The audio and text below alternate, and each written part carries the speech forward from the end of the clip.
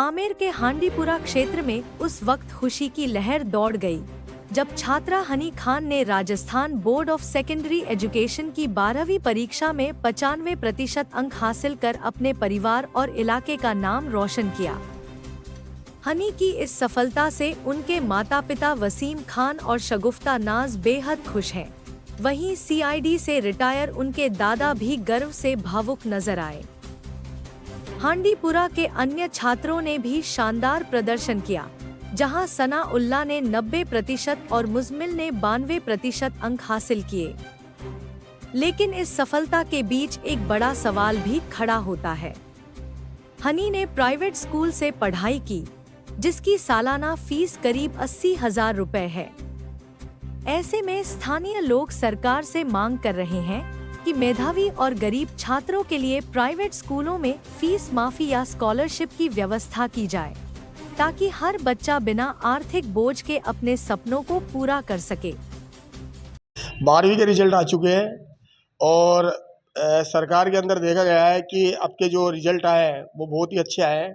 कई बच्चों के जो रिजल्ट है बहुत बढ़िया आए। बताए कितने रिजल्ट आए आपके, क्या नाम है? पहले नाम बताइए आप। मेरा नाम हनी खान है और मैंने 95% अचीव किया है। 95% अचीव किया है। अच्छा। सरकार से क्या कहना चाहेंगे कि जैसे स्कॉलरशिप वगैरह है और भी चीज़ें हैं ये मिलती नहीं है बच्चों को आगे के लिए?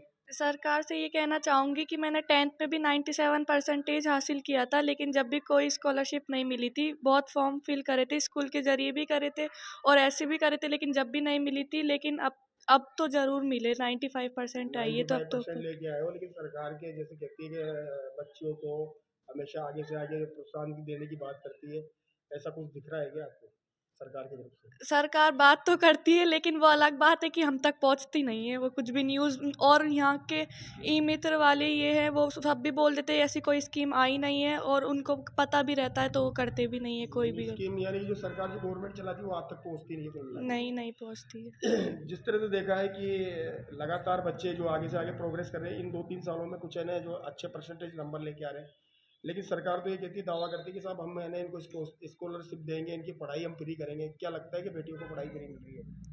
हाँ, लगता तो है कि गवर्नमेंट बहुत एफर्ट्स भी कर रही है, दे भी रही है बहुत सारी, लेकिन वो अलग बात है हम तक पहुंच नहीं पाती। लेकिन छोटे छोटे बहुत इलाके ऐसे जहाँ पे बच्चियाँ फ्री में भी पढ़ रही है, जैसे सरकारी स्कूल में भी बहुत सारी फैसिलिटीज़ हो रही है। हम प्राइवेट स्कूल के बच्चे, लेकिन हमें तो आज तक कोई फैसिलिटी मिली नहीं है। प्राइवेट स्कूल में क्या फैसिलिटी मिल रही है आपको पढ़ाई में? फैसिलिटी तो सबसे बढ़िया ये मिली है कि एजुकेशन वहाँ की सबसे अच्छी है, और उसके अलावा हमें डिसिप्लिन में रहना सिखाया है। हमेशा सेंटम तो यही बताता है कि डिसिप्लिन ही तुम्हारी एक ऐसी की है जो तुम्हें सक्सेस दिला सकती है। अगर तुम डिसिप्लिन में रहोगे तो तुम जो चाहो वो बन सकते हो। तो सेंटम के स्टाफ ने हमें बहुत सपोर्ट किया है। क्या बनने का इरादा है आपका? अब डॉक्टर बनने का इरादा है और नीट देने का सपना है, और डॉक्टर बनना तो है ही। डॉक्टर बनना चाहते हैं? जी।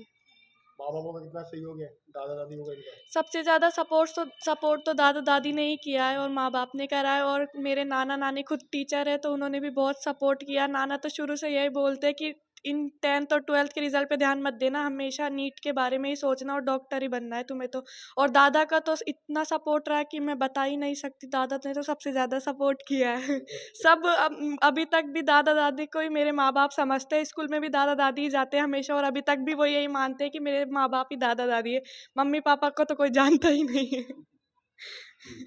क्या बोलोगे आज आपकी बच्ची जो 90% जो मार्क्स लेके आई है?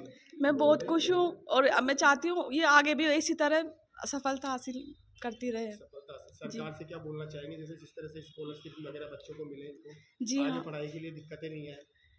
मैं सरकार से यही बोलना चाहूँगी कि जो भी बच्चों को आप दे सकते हो, थोड़ा स्कॉलरशिप का इनका फ़ायदा मिले बच्चों को, तो आके थोड़ा सपोर्ट भी मिल जाए इससे बच्ची को इतनी परसेंटेज के हिसाब से। बस इतना चाहती हूँ मैं।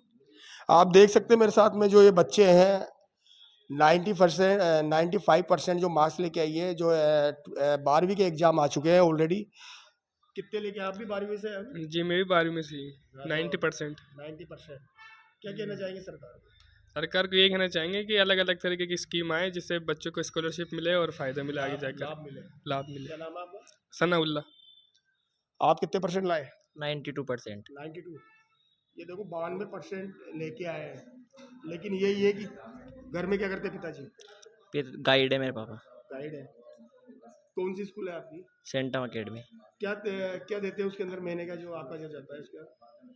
भाई सालाना कितना देते हैं? ये तो पता नहीं, पापा ही देते हैं। सालाना का पता है आपको? हाँ, अगर पर बच्चे मेरी अभी 12th की बात करूँ तो 80,000 तक होगा। 80,000 तक प्राइवेट एक स्कूल के अंदर जो आप देख रहे हैं, जो एक माँ बाप है अपने बच्चों का सपना साकार करते हैं, और 80,000 रुपये तक, यानी कि सालाना 80,000 रुपये तक वो जो एक प्राइवेट स्कूल को देते हैं। प्राइवेट स्कूल को भी ये देखना चाहिए कि इन बच्चों की कुछ फीस माफ़ की जाए। लगातार हमने ऐसी बातें भी दिखाई है और लगातार इसको जागरूक भी किया है। सरकार ये कहती है कि प्राइवेट स्कूलों में जो बच्चे हैं ना पढ़ रहे हैं, उनको है ना थोड़ी शिक्षा फ्री दी जाए। इंडिया दस्तक न्यूज़ 24 से मैं हूँ अरविंद योगी। आपकी पोती ने 95% जो मार्क्स लेके आई है, क्या बोलेंगे सरकार को आप? मैं तो सरकार से ये बोलूँगा कि जितनी भी बच्चियाँ हमारे राजस्थान की जो पढ़ाई में बहुत आगे हैं अभी, और इन बच्चियों को जो सरकार की तरफ से सहायता मिलनी चाहिए वो मिलनी चाहिए। सरकार तो ये कहती है साहब हम स्कॉलरशिप दे रहे हैं वगैरह, कुछ ऐसे बताती है। मेरी पोती को आज तक 10वीं में 97% था और अभी 12th में 95% है।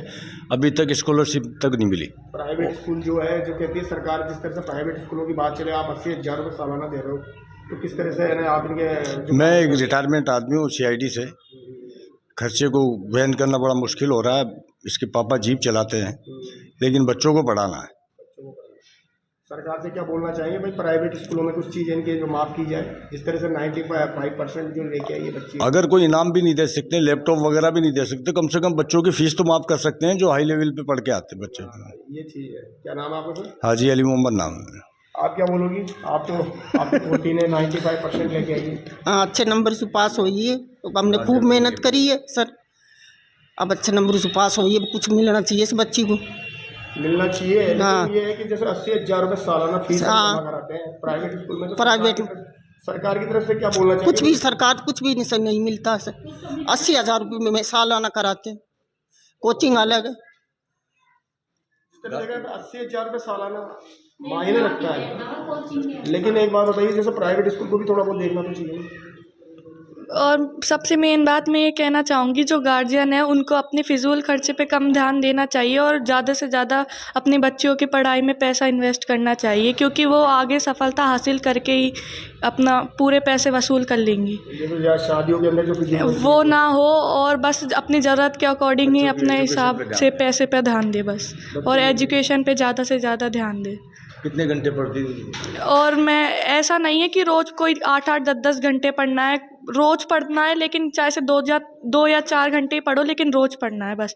ये रोज़ पढ़ने से ही आज इस 95% का मुझे परिणाम मिला।